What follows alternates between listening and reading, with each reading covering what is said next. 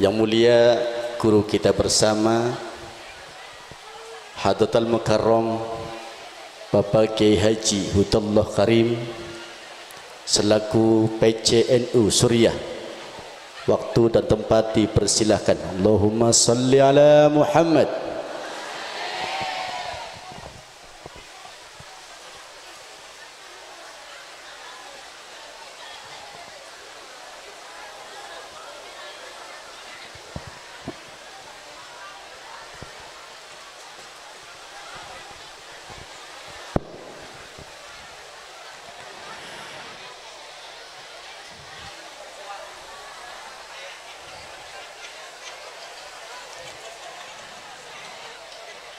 Assalamualaikum warahmatullahi wabarakatuh.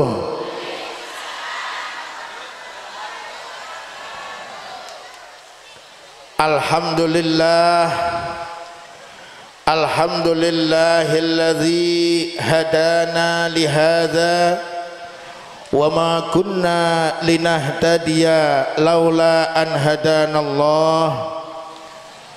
Ashhadu an la ilaha illallah wahdahu la syarika lah wa ashhadu anna sayyidana Muhammadan abduhu wa rasuluh. Allahumma fasalli wa sallim ala sayyidina wa habibina wa qurrati a'yunina wa syafi'ina wa maulana Muhammad ibni Abdillahi sahibi syafa'ah yaumal qiyamah wa ala alihi wa ashabihi wa alaina wa mawalah. La haula wa la quwwata illa billah, amma ba'd. Hadratil mukarramin wal muhtaramin, julasa'an al-kurama wal a'izza, para alim, para kiai, para sepuh bini sepuh, para tokoh masyarakat, tokoh pemuda, sedaya kemawon ingkang kaula mulyakaken, wabil khusus dumateng pengasuh Manaqib Kubro Nusantara akhinal karim al Ustadz Abdullah Faqih atalallahu umrah fi taatillah, yang kami muliakan akhinal karim al Ustadz Faydur Rahim, tidak ketinggalan Sohibul Bait yang telah menyediakan tempat, menyediakan sarana untuk demi lancarnya terlaksanaannya pembacaan manaqib Sayyidina Syekh Abdul Qadir Al-Jailani inggih menika sedherek kawula Haji Hadi Susanto beserta keluarga yang saya hormati, beserta seluruh para alim, para ustadz, para tokoh masyarakat yang tidak bisa saya sebutkan satu persatu tanpa mengurangi takzim dan ikroman kami, dumateng pengurus Manaqib Kubro Nusantara ingkang kaula hormati, serta seluruh jamaah yang hadir pada siang hari ini, yang semoga semuanya mendapatkan rahmah dari Allah, mendapatkan barokah, mendapatkan maghfirah, mendapatkan ridho dari Allah Subhanahu wa taala, serta cipratan doa dari Sayyidina Syekh Abdul Qadir Al-Jailani, hingga semuanya saja akan dijaga iman dan Islamnya oleh Allah Subhanahu wa taala beserta keturunan-keturunannya hingga kelak semuanya mendapatkan keutamaan husnul khatimah. Amin ya rabbal alamin. Para rawuh ingkang kawula mulyakaken, wingi ada sedikit cerita niki ceritane setiap apa yang datang dari Kanjeng Nabi Muhammad sallallahu alaihi wasallam itu semuanya mengandung barokah, bahkan sampai keringete sampai getiye Kanjeng Nabi Muhammad sallallahu alaihi wasallam digawe rebutan dening para sahabat. Itu yang dimaksud dengan barokah. Nah, pada saat Rasulullah sallallahu alaihi wasallam meninggal dunia, beliau dimandikan, diadusi. Napa? Diadusi. Pada saat diadusi, banyune niku ora tibaning lemah. Banyune ora tibaning lemah. Tapi ketika mau sampai ke lemah menguap ke langit. Semuanya menguap ke langit. Sehingga ora didadakna rebutan dening para sahabat. Nah, uapan-uapan dari air mandinya Rasulullah sallallahu alaihi wasallam itu kemudian naik di langit dan menjadi tetesan hujan bagi orang-orang yang setia, yang loyal kepada baginda Nabi Agung Muhammad sallallahu alaihi wasallam dan kepada kepada pewarisnya Kanjeng Nabi. Termasuk ketika panjenengan hadir siang hari ini untuk bersama-sama membaca manaqib Sayyidina Syekh Abdul Qadir Al-Jailani dengan para ulama, itu berarti panjenengan loyal kepada Kanjeng Nabi, kepada Sayyidina Syekh Abdul Qadir Al-Jailani. Maka tetesan hujan yang sekarang turun ke panjenengan semua, insya Allah semuanya adalah barokah dari Kanjeng.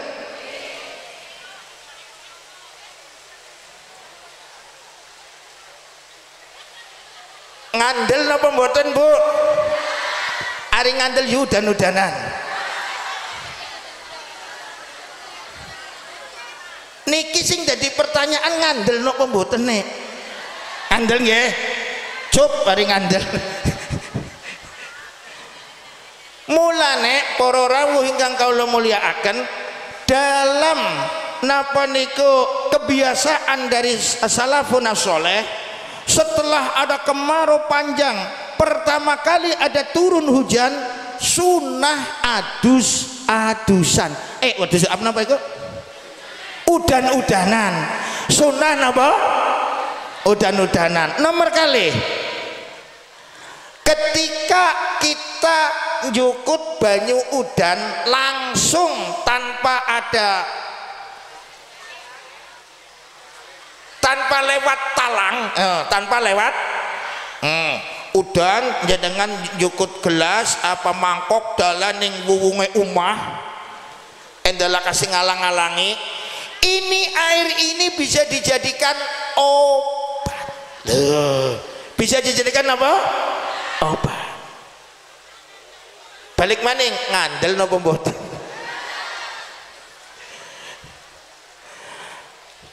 Para rawuh ingkang kawula mulyakaken, agama Islam itu pertama kali yang dicetuskan adalah iman, keyakinan, kepercayaan, kemantapan hati kita kepada Allah Subhanahu wa taala, zat yang kita semuanya secara lahiriah tidak bisa jenengan sampun sumerep Gusti Allah napa dereng? Toli ngandel napa mboten? Alhamdulillah. Kenapa ngandel panjenengan wontene Gusti Allah, padahal Gusti Allah jenengan mboten nate ningali.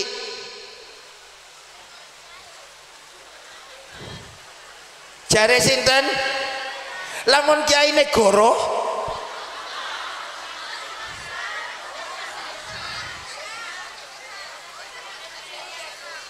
anggere Kiai Negoro dosa. Tapi Bu, Kiai gen menungsa. Kiai gen Iya, buktine ya doyan sate, doyan duren nggih. Dan sami kali sing dudu kiai. Dadi kiai gen bisa go. Kiai kan bisa goroh, sing mboten saged goroh niku para nabi, sing mboten kenging goroh niku para rasul. Dong kiai Bu, kiai tak gampang. Aduh, orang ngebahas sorban, modale sorban, sarungan, pecine putih, ndopok dhuwur panggung arane. Nah, gampang leh. Sebab napa? Sebab kiai mboten wonten wisudane. Kiai laka ijazahe. Kiai mboten wonten sekolahane. Mulane kiai iku kadang-kadang goro-goroan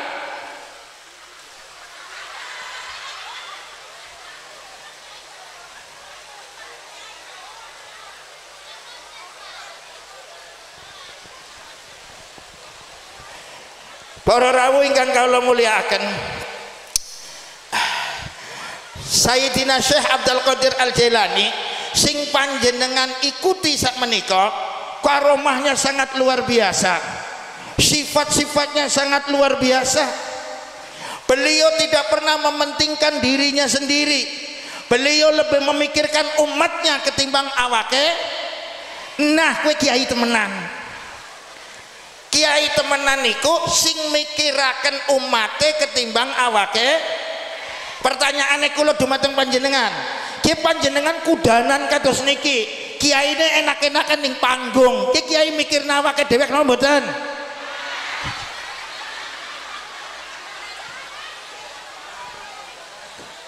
Ayo pripun niki? Berarti kiyaine bener napa mboten? Mboten mboten bener. Kudune dong mikiraken umat, kiyaine ngisor. Cuman dong kiyaine ning ngisor, panggungnya gua apa? Ayo, siji, loro. Wong mubadiraken barang hukumnya mboten kenging. Mulane anane ning dhuwur dudu karena mentingna awake dewek, tapi karena endah aja mubah. Sayyidina Syekh Abdul, ya kita alasannya kiai kan pinter ya. Mulane aja pati yang ngandel karo kiai sing tukang goroh. Nah mereka Sayyidina Syekh Abdul Qadir Al-Jailani niku kapan dijaluki, kapan wonten tiang dugi butuh sesuatu, nyuwun dumateng Syekh Abdul Qadir Jailani, beliau tidak pernah menolak. Wala yaruddu sa'ilan walau bi ahadi saubaih. Ana wong teka, assalamualaikum, waalaikumsalam, Abdul Qadir kula niki saking tepi dugi mriki butuh keranten larene kula badhe apa ya harane kae, badhe ujian dereng bayar SPP. Kula nyuwun dumateng panjenengan saged nulungi kula. Sayyidina Syekh Abdul Qadir Jailani walaupun boten gadah tetep maringi. Nah niki kiai saniki kayak kowe apa ora, Bu? Berarti kiyaine ora petau nggih. Sigane sampe ngandel.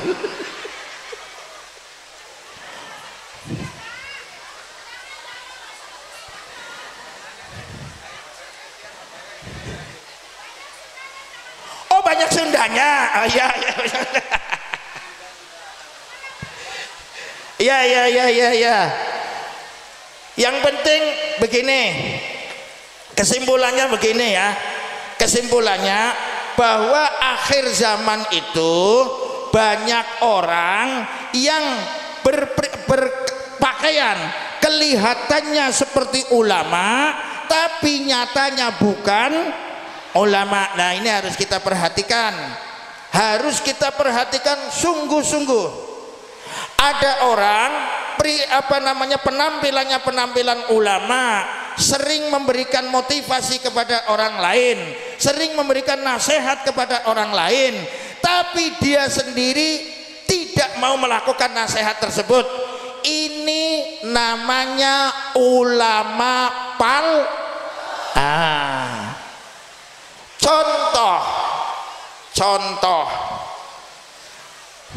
contoh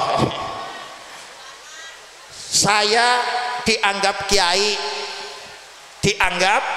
kiai, saya memerintahkan, memberikan nasihat kepada panjenengan semua untuk jadi orang yang sabar.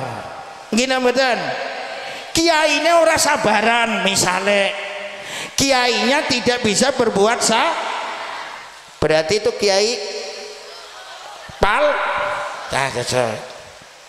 dua, saya dianggap kiai, sering memerintahkan, memberikan nasihat, hei para kaum muslimin muslimat, ayo bersodakoh, sebab sodakoh itu bisa menambah rizki kita, sebab sodakoh itu bisa melebur dosa-dosa kita, misal seperti itu.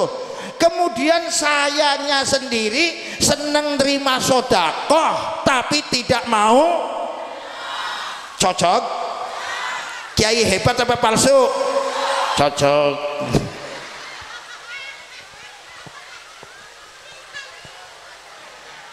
Berarti kiai sekarang palsu semua apa bagaimana, Bu?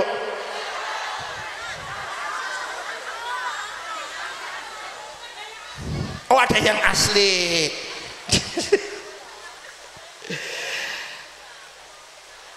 Para jamaah yang berbahagia, sekarang saya mau berbagi saja, enggak usah mengikuti saya, tapi ikuti omongan saya, karena Rasulullah Shallallahu Alaihi Wasallam bersabda, unzur maqala wala tanzur mangqala au kama qala Rasul. Angan-anganlah, perhatikanlah apa yang diucapkan, jangan memperhatikan siapa yang mengucapkan. Jadi seandainya saya itu kiai palsu nggak apa-apa, tapi jangan perhatikan sayanya, perhatikan ayo berbagi resep bagi kita semua. Allah Subhanahu wa Ta'ala menurunkan syariat kepada baginda Nabi Agung Muhammad Sallallahu Alaihi Wasallam. Kanjeng Nabi pun kemudian menularkannya kepada umatnya lewat para sahabat. Kemudian para sahabat itu menyebarkan kepada seluruh umat manusia sampai kepada kita semua.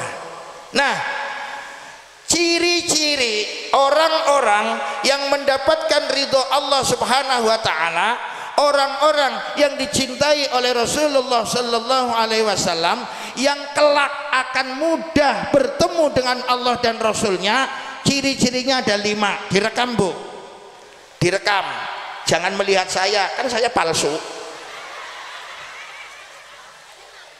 omongannya saja ya, ini palsu. Pertama, orang yang memang mengikuti Rasul, orang yang memang akan dapat ridho Allah adalah orang yang selalu merasa takut kepada Allah Subhanahu wa Ta'ala dalam urusan beribadah kepada Gusti Allah. Di dalam Al-Quran Allah Subhanahu wa Ta'ala berfirman, bunyinya seperti ini, innama yakhsyallaha min ibadihil ulama. Orang yang dianggap ulama oleh Allah Ta'ala, yang dianggap bisa dekat dengan Allah Ta'ala, yang bisa nyampe kepada Rasulullah Sallallahu Alaihi Wasallam, adalah orang yang selalu merasa takut kepada Allah. Cirinya orang yang selalu merasa takut kepada Allah itu bagaimana? Ketika sendirian dan ketika di depan orang banyak, sikapnya sama saja. Diperhatikan nih, panjenengan hadir di tengah-tengah orang banyak kayak gini, sopan santun, lemah lembut, bahasanya ditata. Kalau di rumah sama suaminya bagaimana?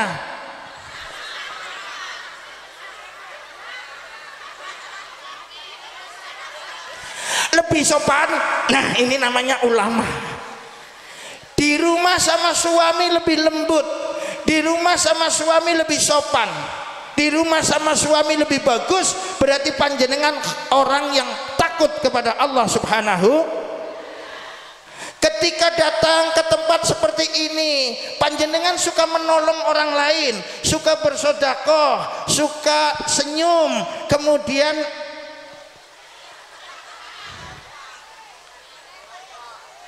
sing nom namine nopo nggak kayak bersolek, bersolek, wangi-wangi, sae napa mboten? Sae, bagus. Akan tetapi akan lebih akan bagus lagi kalau di rumah juga selalu wangi, di rumah selalu tampil cantik, di rumah selalu tampil baik. Itu yang lebih hebat lagi. Itu ciri-ciri pertama orang yang selalu merasa takut kepada Gusti. Sekarang pertanyaan saya, sudahkah panjenengan seperti itu atau belum? Bu, jangan terlalu jujur. Jujur itu menyakitkan. Bisa kayak yang tegas, belum. Ini tantangan bagi kita semua. Panjenengan semuanya ini termasuk ulama semua, jangan dikira tidak. Jangan dianggap yang namanya ulama itu orang-orang yang hanya berpidato, bersorban, apa ya, punya madrasah, punya pesantren, punya majelis taklim. Tidak. Ulama itu dari bahasa Arab, jamak, mufradnya namanya alim. Alim itu bahasa Indonesianya orang yang tahu, orang yang tahu, orang yang mengerti. Panjenengan mengerti tentang wudhu, berarti panjenengan alim. Panjenengan mengerti tentang sedekah, pahalanya banyak, berarti panjenengan orang alim. Panjenengan ngerti bahwa berbuat baik kepada orang lain itu juga diperintahkan oleh Allah, berarti panjenengan orang. Nah, jadi orang alim itu sekali lagi bukan sing ngomong kados niki, sebab yang bicara kayak gini tok itu banyak, dan banyak yang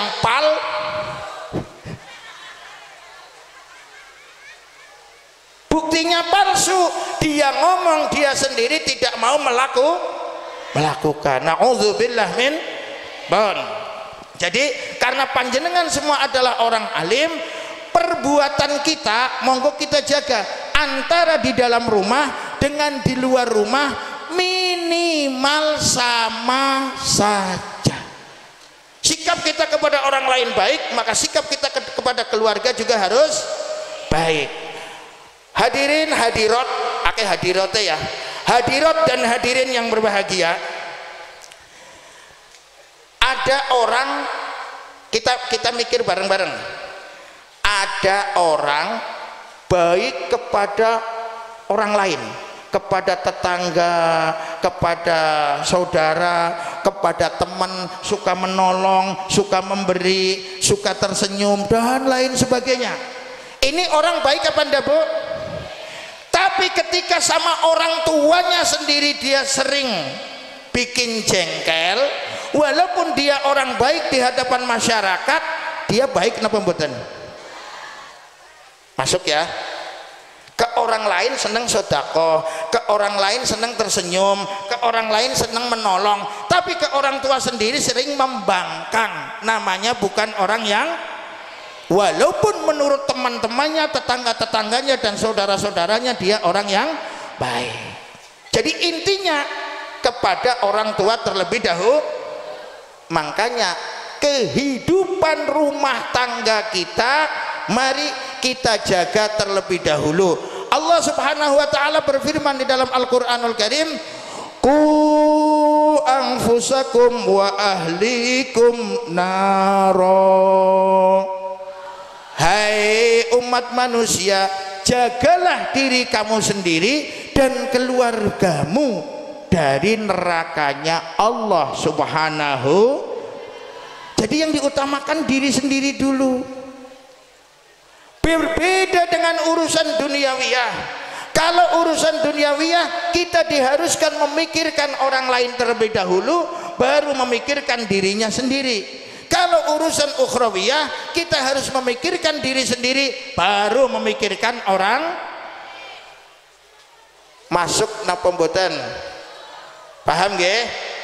Jadi dong urusannya itu urusan makan, urusan makanan, mari saudara dulu kita kasih, temen dulu kita kasih. Tapi kalau urusan ibadah, fastabiqul khairat, berlomba-lomba untuk mendapatkan kebaikan dari Allah Subhanahu wa ta'ala. Itu yang pertama, harus selalu merasa takut kepada Allah Subhanahu wa ta'ala, sehingga tingkahnya, perilakunya di luar dan di rumah minimal sama, malah kalau bisa lebih baik ketika di rumah, dan tidak mengharapkan pujian dari orang lain. Kemudian yang kedua, ciri-ciri yang kedua, khashi'ina lillahi la yashtaruna bi ayatillahi thamanan qalila.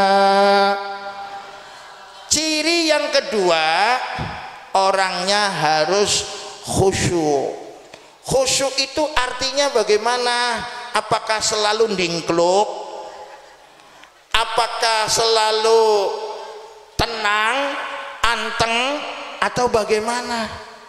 Khusyuk yang sebenarnya adalah la yashtaruna bi ayatillahi thamanan qalila. Orang yang ketika berjuang di jalan Allah Subhanahu wa ta'ala, menyebarkan agama Allah, mensyiarkan agama Allah, tidak berharap upah, tidak berharap bayaran, tidak berharap amplop, tidak berharap pujian. Ini yang paling penting ini. Nah, hadirin yang berbahagia, hadirat yang berbahagia,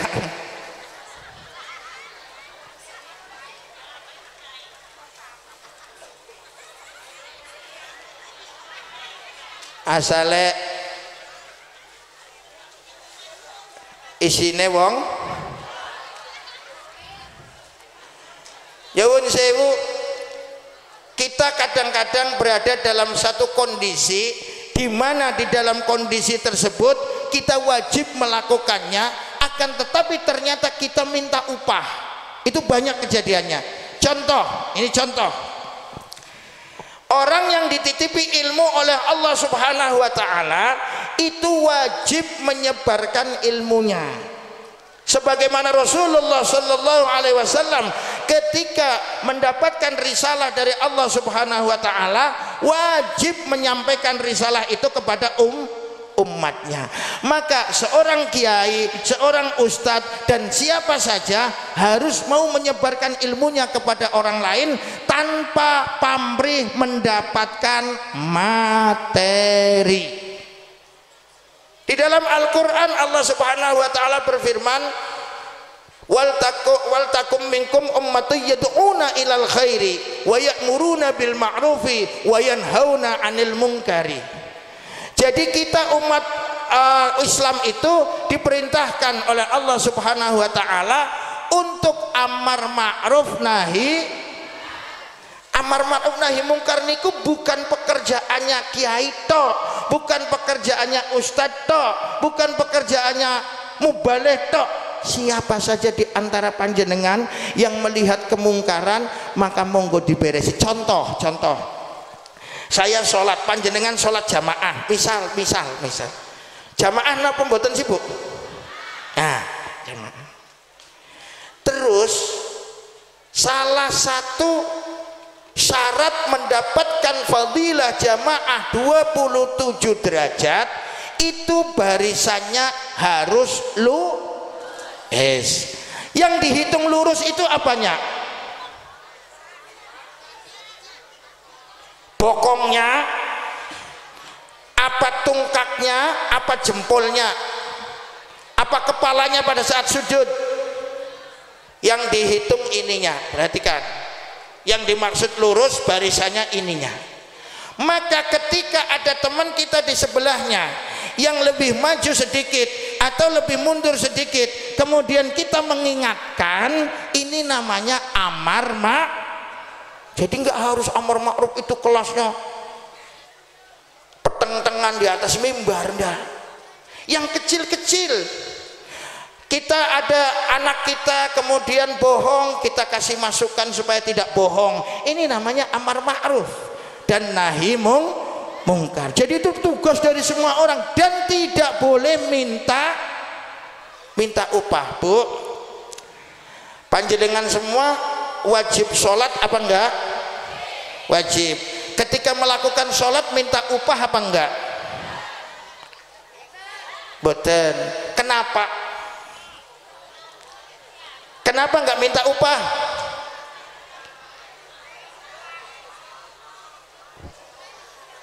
Sebabnya nunggu upah sing Gusti. Pertanyaan berikutnya, anaknya sampeyan sing masih kecil dikongkon sholat nurut apa mboten?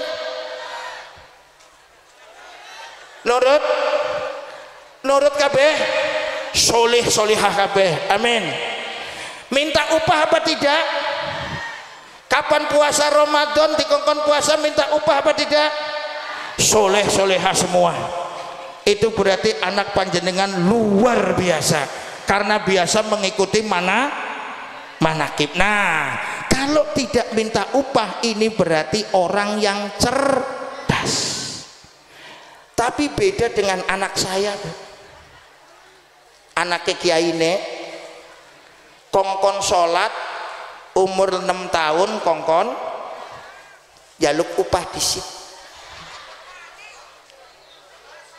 Iya, saya mau sholat syaratnya besok uang sakunya 10.000, kalau enggak mau sholat. Itu anak saya. Berarti anaknya panjenengan kan hebat kabeh. Enggak minta anak saya disuruh puasa Ramadan umur 6 tahun, syarat, ada syaratnya, nanti kalau buka sate ayam, kalau enggak sate ayam besok enggak mau puasa lagi. Itu anak saya. Artinya minta Kenapa anak saya minta upah ketika disuruh melakukan ibadah? Karena belum kewajiban. Wajib apa enggak umur 6 tahun puasa Ramadan? Wajib enggak umur 6 tahun sholat waktu 5 waktu? Ini anak saya belum wajib minta. Boleh apa enggak minta upah? Boleh karena masih belum wajib. Nah, kalau sudah menjadi kewajiban enggak boleh minta. Paham ya? Lah, panjenengan semua istimewa. Wong tuane orang jaluk upah, anaknya be orang jaluk upah. Wis luar biasa. Sementara kiai nebe anaknya jaluk upah. Sampeyan sing ora patia kiai. Berapa tadi? 2. Khashi'ina lillahi la yashtaruna bi ayatillahi tsamanan qalila. Tidak mau minta upah dari perjuangan di dalam menegakkan agama Allah Subhanahu wa taala. Di dalam khutbah Jumatnya, di dalam imam tarawihnya, di dalam mimpin jamaahnya, tidak ada unsur untuk mendapatkan materi. Ini yang paling utama. Dan kemudian Rasulullah Sallallahu Alaihi Wasallam berjanji, mengatakan, beliau bersabda, siapa orangnya yang mau mengurusi agama Allah, maka materinya akan didatangkan langsung oleh Gusti. Mulane rata-rata kiai sugih. Kena ngapa? Amplope Bu, amplop berarti ngepek-ngepek di tempat sampah.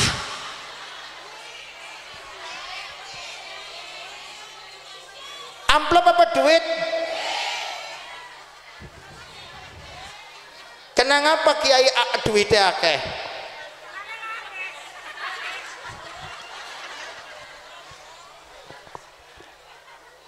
Kiai ini ngarep-ngarep napa mboten?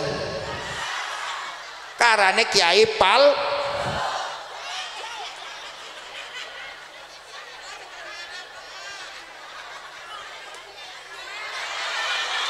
sangu Bu kula. Sangu mobilnya ya apik, karo sing ngundang apik mobilnya kula.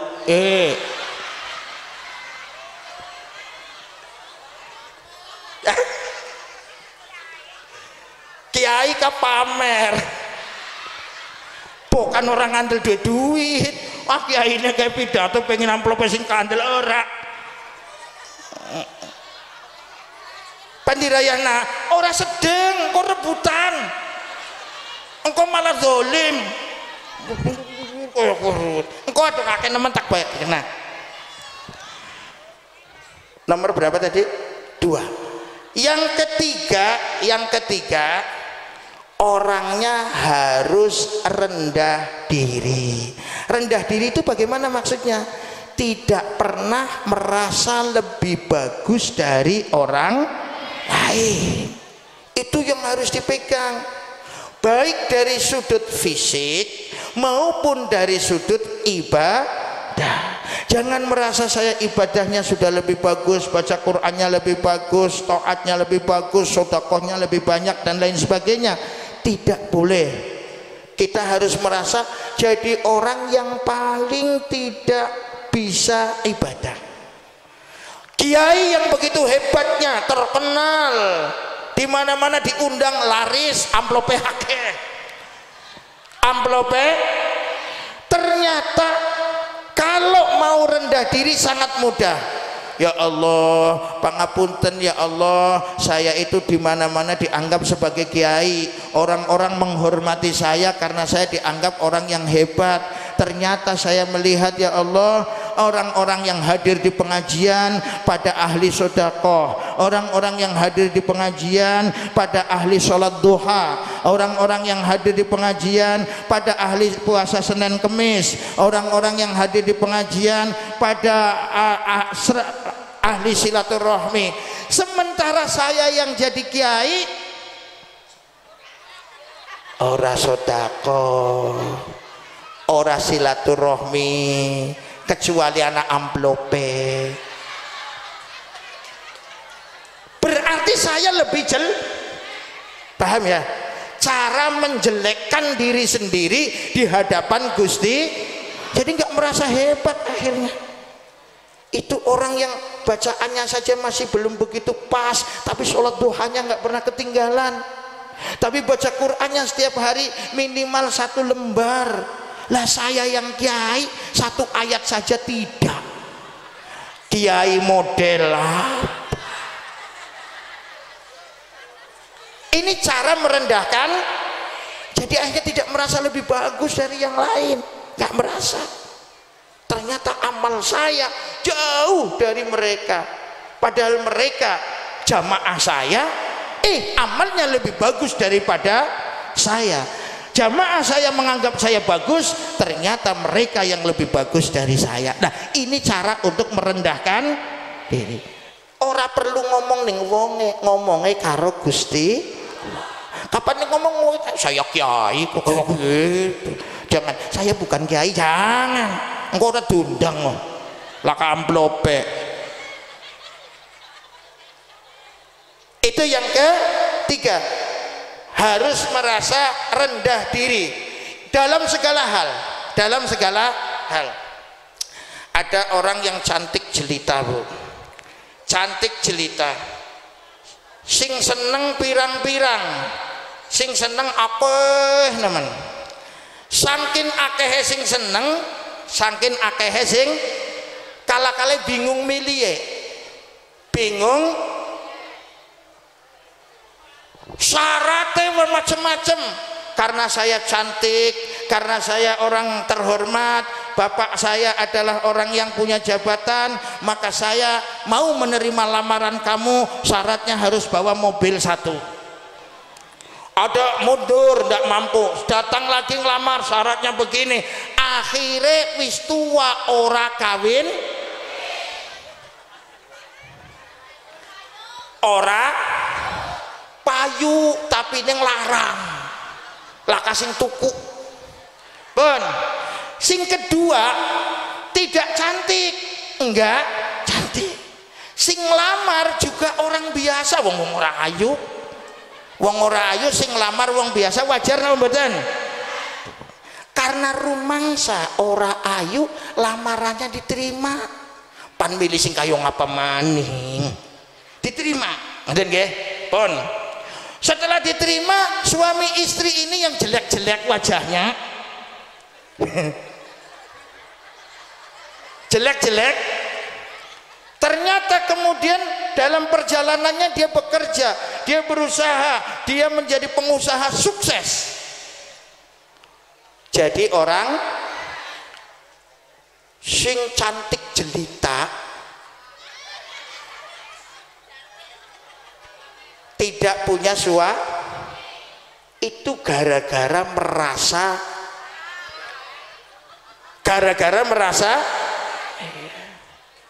Jadi kita itu biasa sajalah. Allah nanti akan mengangkat derajat kita. Allah memberikan wajah cantik cobaan, Allah memberikan wajah jelek juga. Senang dicoba ayu apa senang dicoba jelek, Bu? Ayo,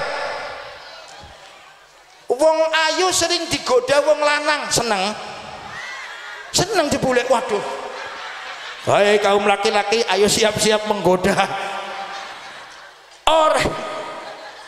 Wong ayu gampang digoda wong ora ayu laka sing melaku bengi-bengi. Wong ora ayu dhewe kan selamat, wong wadon sing ayu mlaku dhewe kan direjeng-rejeng. Ayo, cobaan apa bukan iki? Jadi cantik juga cobaan, jelek juga cobaan. Kalau kita terima dua-duanya dengan syukur kepada Allah Ta'ala, maka dua-duanya menjadi orang yang baik. Tapi kalau salah satu merasa lebih hebat dari yang lain, yang merasa hebat akan hancur.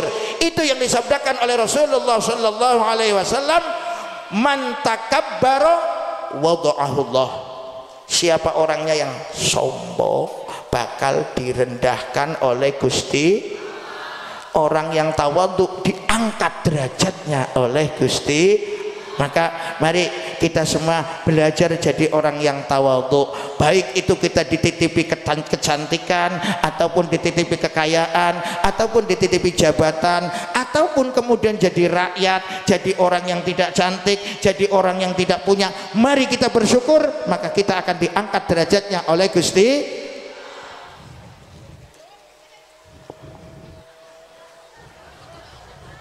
Azan sekores.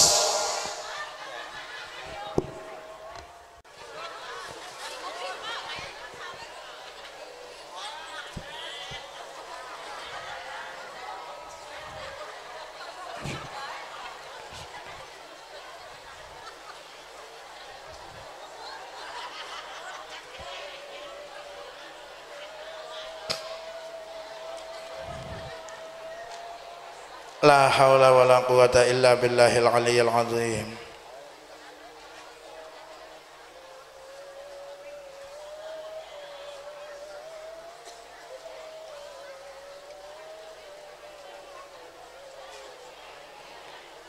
La haula wa la quwata illa billahil aliyyil azim.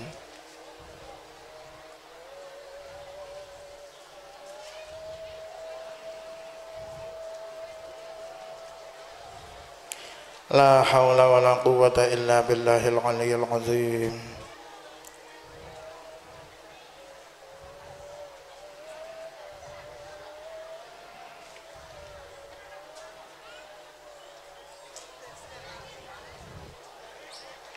La haula wala quwwata illa billah.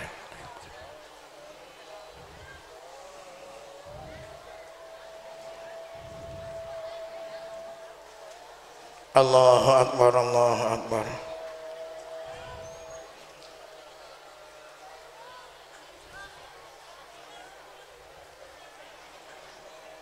La ilaha illallah. Allahumma rabba hadhihi ad-da'wati at-tammah was-salatil qa'imah آتِ سيدنا محمدا الوسيلة الفضيلة والشرف والدرجة العالية الرفيعة وابعثه مقاما محمودا الذي وعدته إنك لا تخلف الميعاد يا أرحم الراحمين. Tirokakan kulung ya. Allahumma ighfir li wa liwalidayya. Allahumma ighfir li wa liwalidayya warhamhuma kama rabbayani shaghira. Allahumma ighfir li wa liwalidayya. Allahumma ighfir li wa liwalidayya. Allahumma ighfir li wa liwalidayya. Ya Allah, Allahumma inni as'alukal afwa wal afiyata fid dini wad dunya wal akhirah wa barik li fi auladi wa la tadurrahum wa waffiqhum li ta'atika warzuqni birrahum wa barik li fil mali wal ahli wal iyali birahmatika ya karimu ya muta'al. Wa sallallahu ta'ala ala sayyidina Muhammadin wa alihi wa sahbihi wa sallim walhamdulillahi rabbil alamin. Sampun apal donga niki wau sedaya? Apan mau tak kongkon nirokaken Bu? Siapa orangnya yang membaca doa ini setelah azan? Apabila mendengarkan azan kemudian menjawab azan, kemudian berdoa seperti tadi Allahumma ighfirli ila akhirih, maka pertama anak-anaknya akan dijadikan anak-anak yang soleh dan soleha.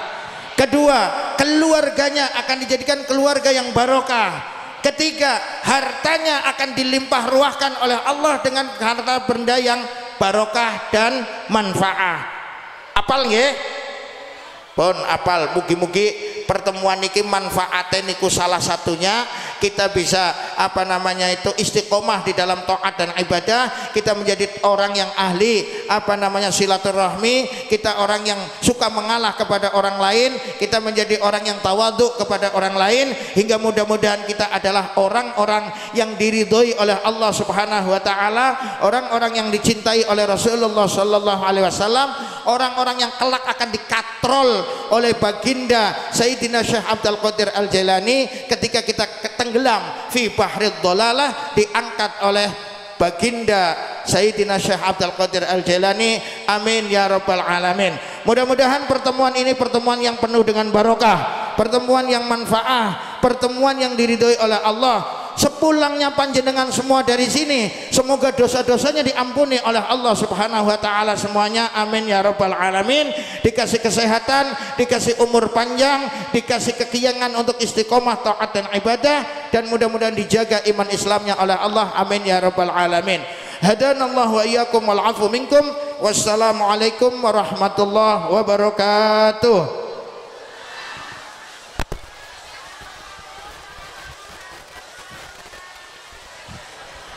Al-Fatihah bin niyati annallaha yaj'alana wa iyyakum min ahli al-'ilmi wal khair mimman lazima millata nabiyhi sayyidina Muhammadin sallallahu alaihi wasallam min ibadihi as-salihin wa ay yaghfirallahu dhunubana wa dhunubakum wa ay yastura uyubana wa uyubakum wa ay yakshifa kurubana wa kurubakum wa ay yaftahallahu alaina wa alaikum futuhal 'arifin wa ay yaqdiyallahu jami'a hajatina wa hajatikum wa ay yusahhila jami'a umurina wa umurikum wa ay yataqabbalallahu salatana wa siyamana wa qiyamana wa qira'atana wa sadaqatana wa jami'a a'malina wa a'malikum as-salihah wa ay yubarikallahu lana wa lakum fil a'mar wa fil arzaq wa fil ahli wal 'iyal wa fi kulli syai'in a'dana Allah wa iyyakum wa ay yarzuqana Allah wa iyyakum as-sihhah wal quwwah wal 'afiyah wal istiqamah fit ta'ah wal ibadah wat taubah qabla al maut wa husnal khatimah ala hadhihi niyyah wa ala kulli niyatin salihah wa ala ma nawahu salafus salih bi jahi sayyidina Syekh Abdul Qadir Al-Jailani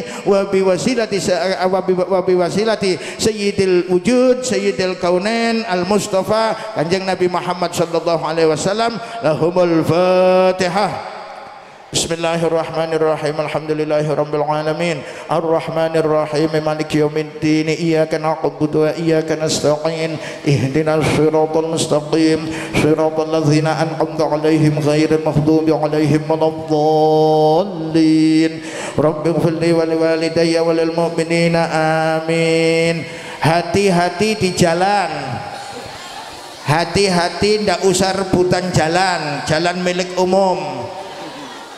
Mudah-mudahan selamat sampai rumah semuanya, selamat sampai rumah dalam kondisi yang bahagia dan bongbong. Amin ya rabbal alamin. Mohon perhatian kepada ibu-ibu, insya Allah nanti malam pada kesempatan nanti malam ada safari maulid. Tempatnya sama, panggungnya sama, penceramahnya sama. Silakan pagi datang, nanti malam datang lagi. Siap Bu? Hei, siap? Nanti malam ditunggu setelah sholat isya di sini. Monggo sembari membaca sholawat. Demikian tadi acara demi acara. Saya selaku membawa acara mohon maaf apabila ada kesalahan dan kekurangan. Billahi taufiq wal hidayah. Assalamualaikum warahmatullahi wabarakatuh. Panggilan kepada seluruh koordinator untuk memasuki rumahnya Ibu Hajah Nur Habibah selaku koordinator Desa Kemukten. Sekali lagi semua koordinator untuk beramah tamah terlebih dahulu di rumahnya Bapak Haji Hadi Susanto. Atas perhatiannya disampaikan terima kasih.